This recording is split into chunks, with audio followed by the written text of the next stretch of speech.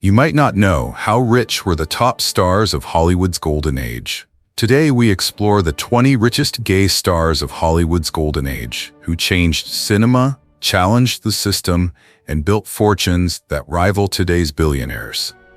And wait until number 1, a name you know, but a fortune you never imagined. Danny Kaye, $25 million, equivalent to about $120 million today. Danny Kaye wasn't just a comedian, he was a master of timing, on stage, in life, and especially in business. While Hollywood saw him as the lovable fool, Kaye quietly became one of the smartest investors of his generation. After World War II, when most entertainers were buying mansions, he bought stock in Pan Am and TWA, betting that Americans would soon take to the skies. He doubled down on aviation, catering, and airport infrastructure, turning a niche gamble into a gold mine. When television began replacing radio, Kaye didn't panic. He co-owned The Danny Kaye Show, securing rerun rights that paid for decades. He poured profits into Los Angeles real estate, snapping up apartment blocks near the studios at prices that would later seem laughable. He quietly partnered with restaurateurs and hotel developers, earning steady income while others chased fame. To him, applause was temporary. Equity lasted forever. But the man who mastered money was also a mystery. Whispers linked him to actor Laurence Olivier, though neither ever confirmed a thing. When asked, Danny just smiled and turned the question into a punchline. Too clever to confess, too charming to deny. He once said, "The trick isn't making money, it's keeping your joy while you do it." And somehow, he kept both. Some called him lucky. Those who knew better called him the entertainer who turned laughter into an empire. Burt Lancaster, $40 million, equivalent to about $180 million today. Before he ever faced a camera, he was flying through the air. A circus acrobat who learned early that balance meant survival. That same instinct would later guide him through Hollywood's most treacherous business arenas. Lancaster wasn't just an actor. He was an architect of independence. In 1948, he co-founded Hecht Hill Lancaster Productions, one of the first power plays against the studio system. While most stars were employees, he became an employer. Films like Marty, Sweet Smell of Success, and Separate Tables didn't just win Oscars, they built an empire. He negotiated ownership stakes, global distribution rights, and a level of creative control unheard of for actors at the time. He treated contracts like battlefields, every clause a tactical position, every word a shield. Off-screen, he invested in sports franchises, land development, and fine art, spreading his fortune across industries that would outlive his fame. Friends said he approached business with the same intensity he brought to a close-up. Still, focused, unstoppable. To Lancaster, risk wasn't something to fear. It was something to master. His private life remained just that, private. Hollywood whispers spoke of unconventional relationships, of a personal life as complex as his performances. But he met speculation with silence, once saying, "My business is work. Everything else is noise." By the time of his death in 1994, Burt Lancaster had transformed from a performer into a powerhouse. A man who understood that true strength in Hollywood didn't come from fame, but from ownership.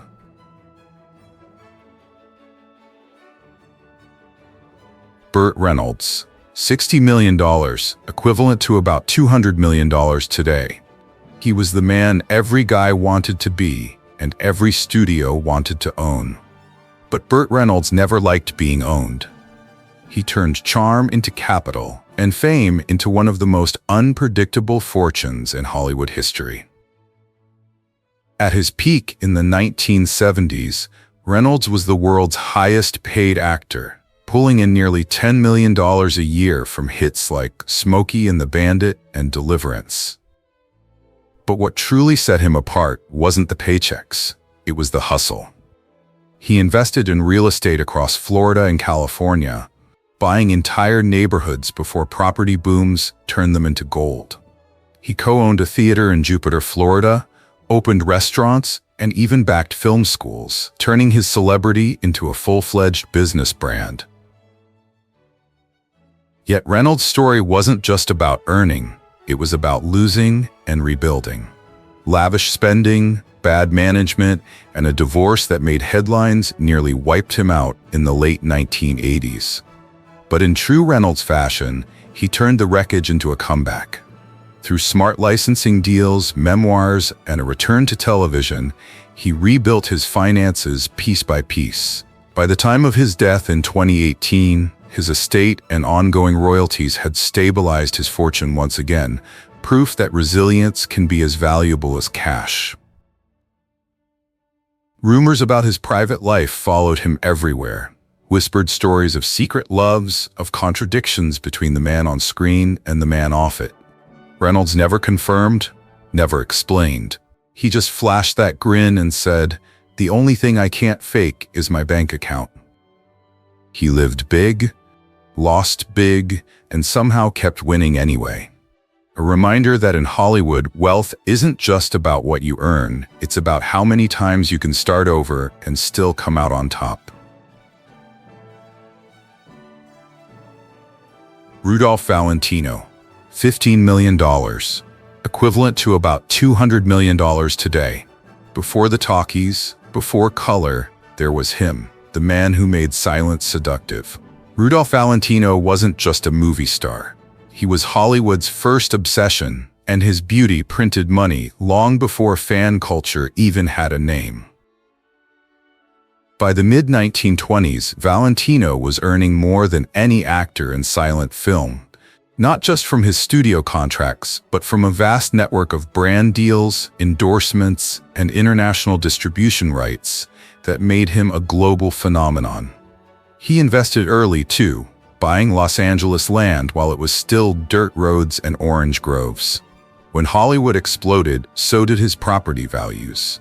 He opened a chain of themed dance halls and perfume lines under his own name.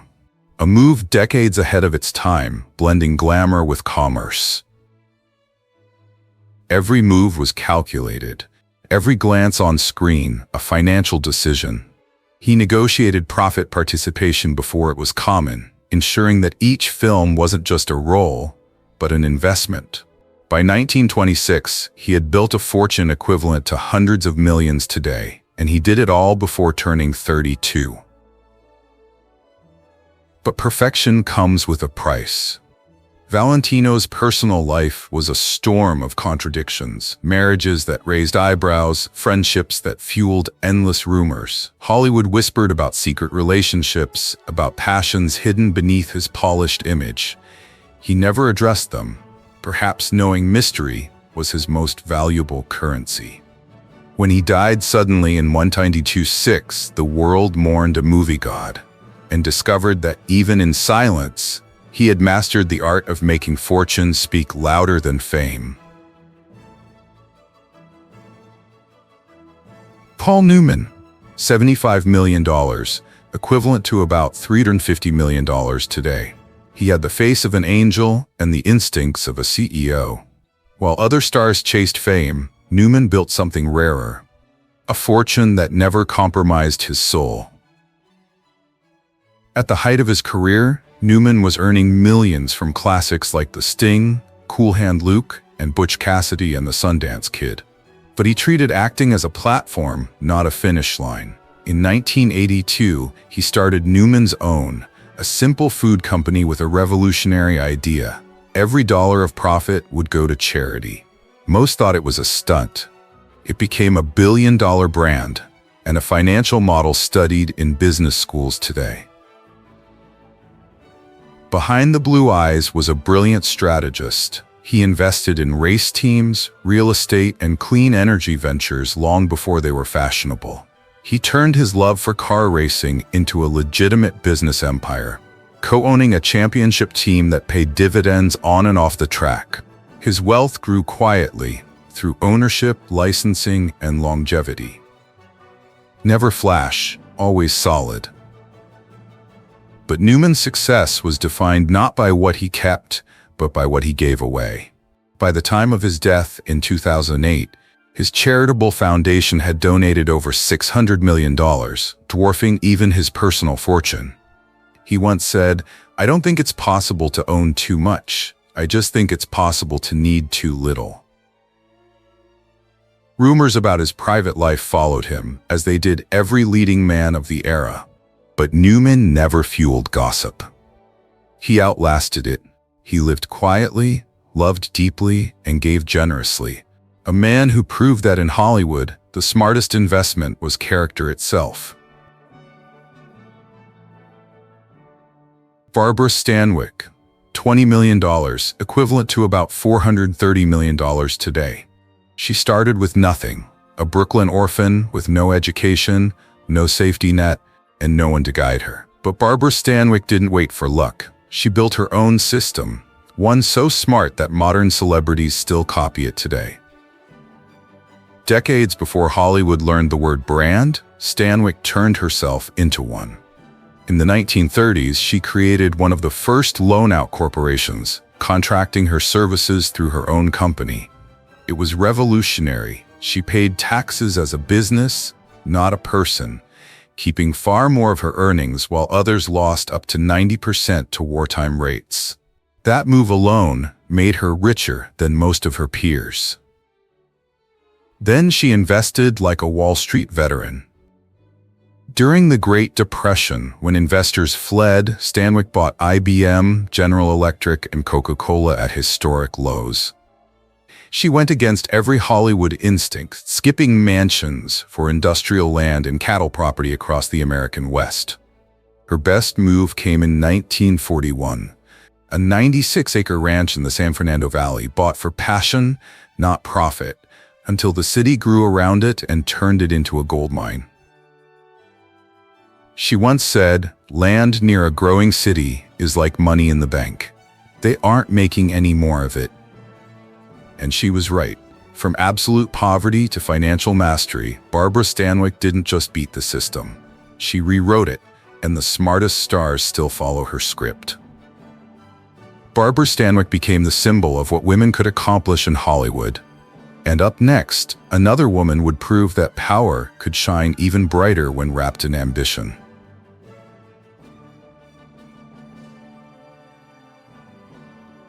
Joan Crawford, $25 million, equivalent to about $530 million today. She wasn't just one of Hollywood's brightest stars. She was one of its fiercest power players. Her ambition went far beyond the silver screen, and so did her fortune. When Joan Crawford married Alfred Steele, the CEO of Pepsi-Cola, people thought she'd become a corporate trophy wife. They were wrong. After Steele's death, Crawford took his seat, literally, on the company's board of directors, becoming one of the first women in America to hold such a position. From that boardroom chair, she didn't just sit Pepsi. She sold it to the world. She helped shape the company's global marketing strategy, championed female consumers, and pushed for Pepsi's expansion into Europe. Executives said she could walk into a room in heels and command more respect than most men in suits.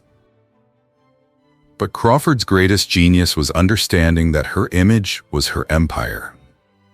Decades before celebrity branding was even a term, she turned her name into a business.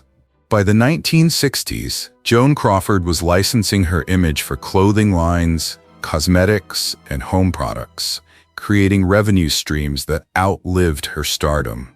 Modern icons like Kardashian and Rihanna followed the blueprint she drew, a woman who monetized fame before anyone else even thought to. Despite her wealth, Crawford was famously meticulous with money. She personally reviewed every expense, and once returned furniture when she found it cheaper elsewhere. "If you want to know who's truly rich," she said, "look at what they think is too small to bother about." To her, the details were the empire. Joan Crawford didn't just act like a star, she operated like a CEO. Every glance was strategy, every smile was calculated, every move made her richer. Cary Grant, $30 million, equivalent to about $650 million today. He was the definition of charm, smooth, elegant, untouchable. But behind that tuxedoed smile was one of Hollywood's sharpest business minds. Cary Grant didn't just act like a leading man, he negotiated like one. In 1936, while every major star was signing flat salary contracts, Grant changed the rules. He struck a deal with Columbia Pictures that gave him 50% of his film's profits instead of a fixed paycheck. Executives thought they'd saved money. They hadn't. The arrangement made Grant a fortune. For To Catch a Thief alone, he earned 7 times what the studio had offered. That model, the percentage deal, became the foundation of modern Hollywood contracts. But Grant's brilliance went far beyond movie sets. He was among the first to see television not as competition, but as opportunity. While others feared it would destroy cinema, Grant quietly bought stock in Motorola and Magnavox, betting that the living room screen would soon rule American life. He was right, and it made him millions. His most profitable move came from an unlikely friendship with Howard Hughes. They clashed in personality but connected in vision. Grant invested early in Hughes's aviation and pharmaceutical ventures, companies that would explode in value during the post-war boom. He never mixed emotion with money, telling friends, "I don't have to like the man to admire the math." By the time he retired from acting in 1966, his wealth was already multiplying without him. "I may have stopped performing," he once said, "but I never stopped working. Money works even when you don't."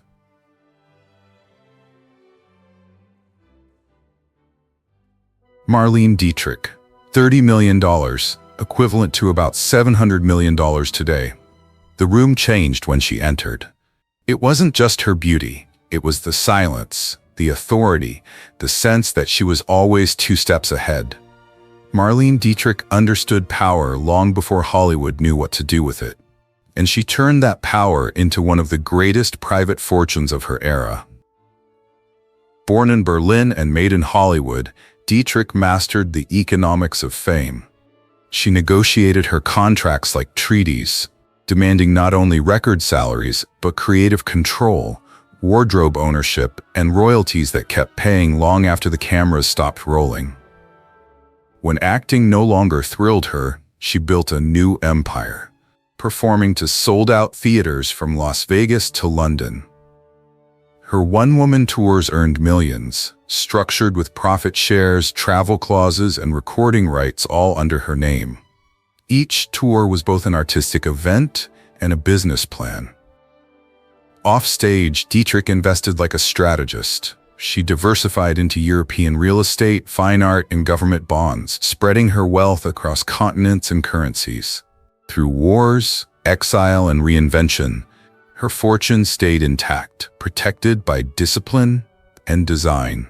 Her life blurred every line between nations, genders, and expectations. She loved who she loved, men or women, with equal elegance. Asked once to define herself, she replied, "I am not interested in labels.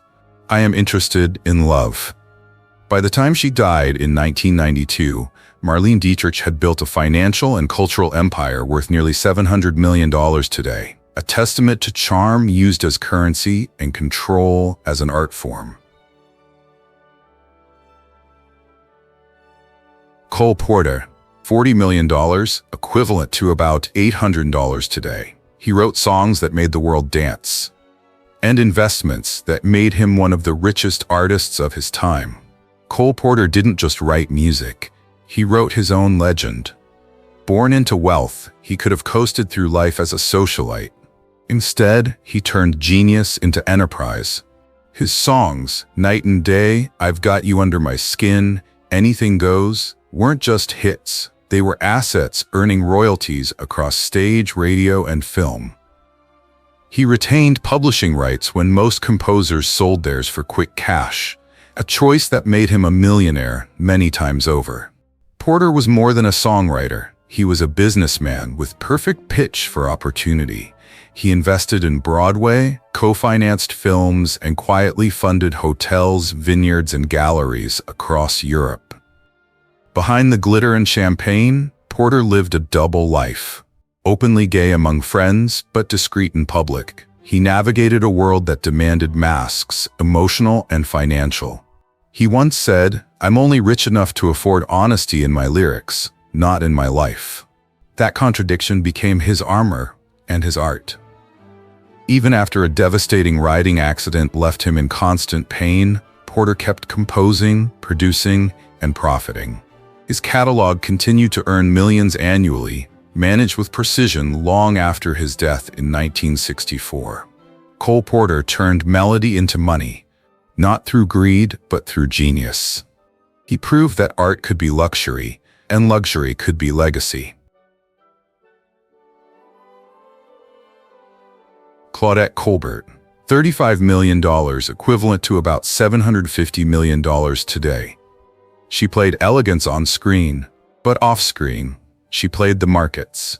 Claudette Colbert was one of Hollywood's most tactically brilliant minds, a woman who could outmaneuver studio bosses with a smile and turn every paycheck into property. In 1934, when director Frank Capra begged for her to star in It Happened One Night, she demanded and received $50,000 for just 1 month's work, double her usual fee. She won an Oscar, then used the win as leverage to renegotiate her Paramount contract to $150,000 per film, making her one of America's highest-paid people during the Great Depression. But while other stars built mansions, Colbert was buying office buildings. She focused on commercial real estate, the kind that made money whether she was famous or forgotten. Her portfolio spanned Los Angeles, Manhattan, and Chicago, full of older properties she modernized and multiplied in value. In the late 1940s, she bought a failing downtown Chicago office complex and turned it into one of the city's first centrally air-conditioned buildings. Within a decade, its value had increased nearly tenfold. Colbert approached real estate the way she approached acting, with precision and discipline. She personally inspected buildings, studied tenant lists, and tracked neighborhood trends. She wasn't a celebrity investor, a business associate recalled. She was a developer who happened to win Oscars. Despite her fortune, she lived modestly. A quiet New York apartment, simple clothes, no flash. "I don't need to impress anyone," she once said. "The properties I own are my business, not my identity."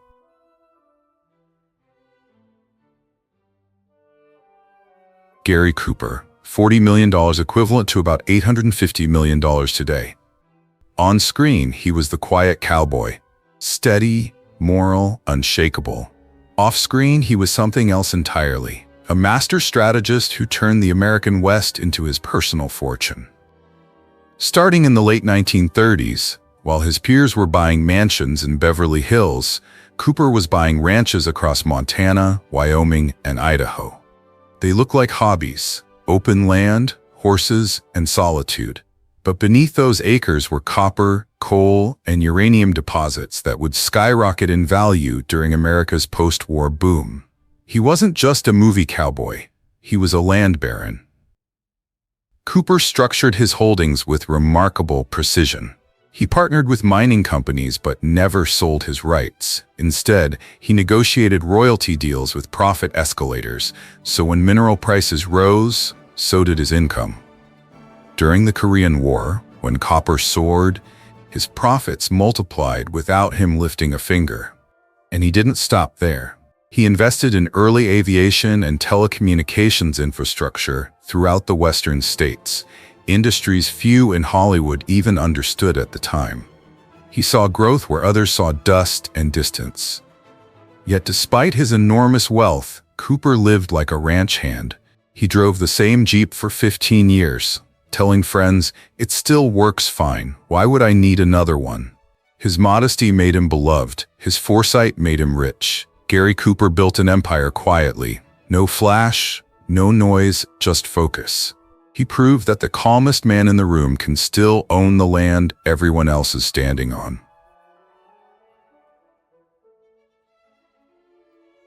George Cukor, $50 million, equivalent to about $1 billion today. He never chased the spotlight. He built it. George Cukor was the man behind the curtain, the director who made others immortal while quietly amassing one of Hollywood's great hidden fortunes. He directed legends, My Fair Lady, The Philadelphia Story, A Star is Born, films that defined Hollywood's golden age. But unlike most directors of his era, Cukor treated filmmaking not just as art, but as equity. He negotiated for ownership stakes, profit participation, and deferred fees, the kind of deals only stars dared to demand. Over time, his contracts read more like business mergers than studio payrolls. Cukor also built wealth the old-fashioned way, with patience and property. While stars came and went, his real estate holdings only grew. Estates in Beverly Hills, a New York apartment filled with fine art, and a Pacific Palisades villa that became legendary among Hollywood's elite. He entertained the most powerful people in the industry, but behind the champagne and laughter, he was studying, quietly connecting, investing, and accumulating. His private life was an open secret. Cukor hosted discreet gatherings at a time when being openly gay could end a career. His home became a refuge for the brilliant and misunderstood, a hidden salon where art, wit, and ambition met in perfect safety. It was said he built two kinds of empires, one on film, the other in friendship. By the time he died in 1983, George Cukor had a net worth equivalent to nearly $1 billion today, a testament to vision, discipline, and charm. He didn't need to be seen to be powerful. His legacy was in every frame, every friendship, every fortune that passed through his living room.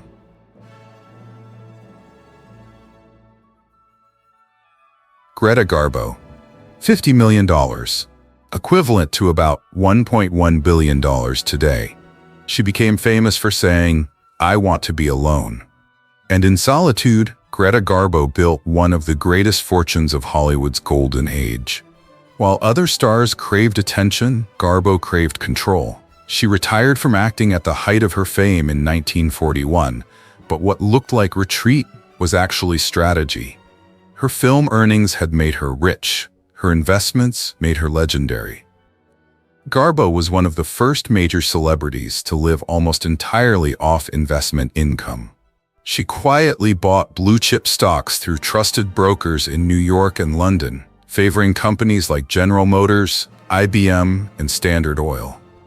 During the post-war boom, those shares multiplied many times over, turning her savings into an empire.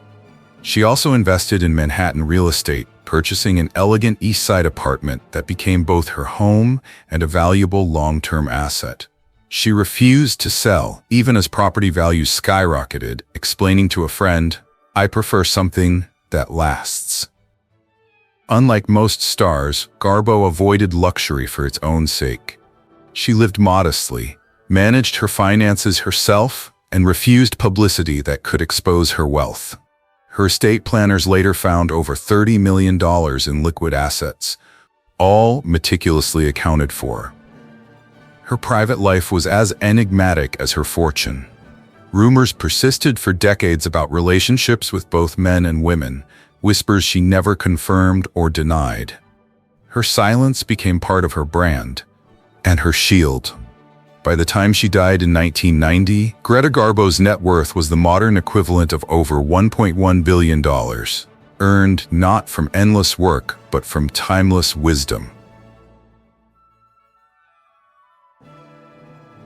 Jack Benny, $55 million, equivalent to about $1.2 billion today. He built his career pretending to be cheap, but the joke was on everyone else. While America laughed at his penny-pinching character, Jack Benny was quietly building one of the smartest fortunes in entertainment history. In 1948, when radio stars were still salaried employees, Benny did something no one expected. He founded his own production company, Amusement Enterprises, to own his show instead of just starring in it. That single move changed Hollywood's business forever. It meant Benny controlled his intellectual property, distribution rights, and rerun profits, assets worth far more than any paycheck. When he moved his show from NBC to CBS, he wasn't changing jobs. He was licensing his own product. And because his $2 million deal was structured as a capital gain instead of income, he paid 25% in taxes instead of 90%. In an era when most stars lost fortunes to the IRS, Benny outsmarted the system legally and brilliantly. But his genius didn't stop at entertainment. He invested in radio towers, broadcast equipment, and TV production gear, the infrastructure of the industry itself. While others gambled on shows, Benny owned the tools that made them possible. In the 1960s, he even launched one of Hollywood's first equipment leasing firms, renting cameras, lights, and sound systems to studios, collecting steady revenue and tax breaks through depreciation. By the time of his death in 1974, Jack Benny's empire was worth the modern equivalent of $1.2 billion. And here's the punchline. Behind the stingy act, he was famously generous, giving lavishly to charities and struggling performers. His greatest joke wasn't on his audience, it was on history. The man who counted every fictional penny turned laughter into a billion-dollar legacy.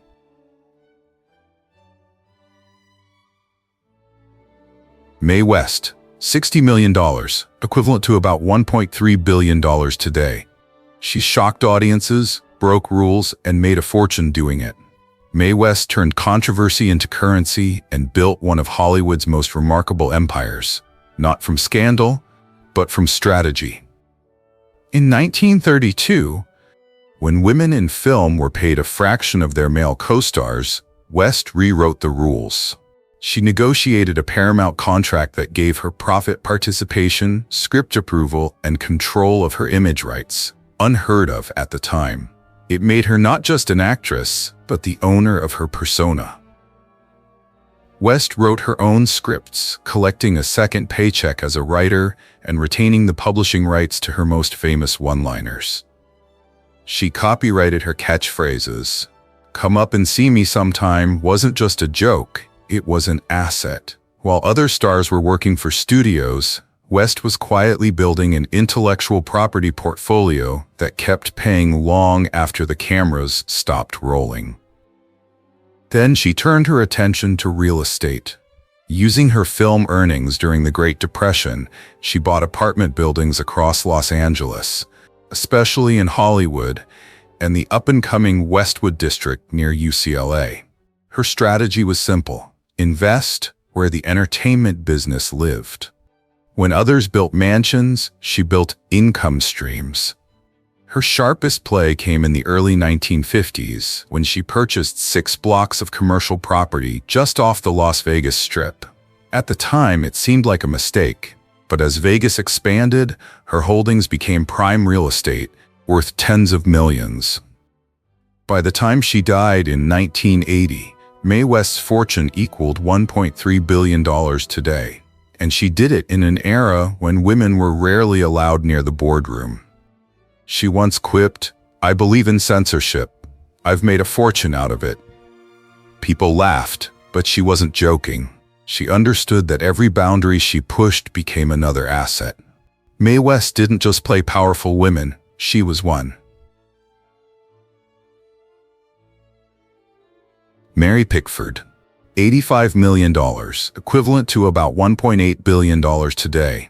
Known to millions as America's sweetheart, Mary Pickford projected innocence and charm that concealed one of the sharpest business minds in Hollywood history. While others underestimated her, Pickford used gender stereotypes as leverage. Studio executives expected simplicity. Instead, she arrived with detailed financial reports and walked away with contracts no one else could match. Her 1916 deal with famous players was revolutionary. $10,000 a week plus half the profits from her films at a time when most stars earned fixed salaries. It was a record even by today's standards. But that was only the beginning. In 1919, Pickford co-founded United Artists with Charlie Chaplin, D.W. Griffith and Douglas Fairbanks, giving performers control over both production and distribution. She wasn't just an actress anymore, she owned part of the system itself. Pickford's vertical integration of talent, production, and distribution allowed her to profit from every layer of the filmmaking process. Outside the studio, she invested heavily in California real estate, particularly commercial property in what would later become central business districts. Her early 1920s purchase of several blocks in Burbank turned into one of Hollywood's most valuable holdings. Pickford often said, "The best investment is the one you make, then forget about until someone offers 20 times what you paid." By the time of her death in 1979, Mary Pickford's fortune equaled nearly $1.8 billion today. An astonishing achievement in an era when women were rarely allowed near serious financial decisions.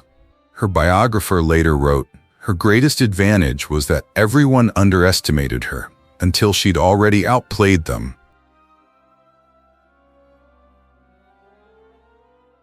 They lived in a world that demanded silence, yet they found their voices in success. They built empires in secret, loved in shadows, and turned barriers into legacies. Their fortunes weren't just made of money. They were built from courage, brilliance, and the quiet rebellion of being true to themselves. From hidden hearts to open triumphs, these icons proved one truth. In Hollywood, the greatest riches are not what you own, but what you dare to become. So tell me, which story moved you most? Drop your thoughts below, hit that like, tap subscribe, and stay with us for more untold legends of old Hollywood. Because behind every spotlight, there's always a secret worth discovering.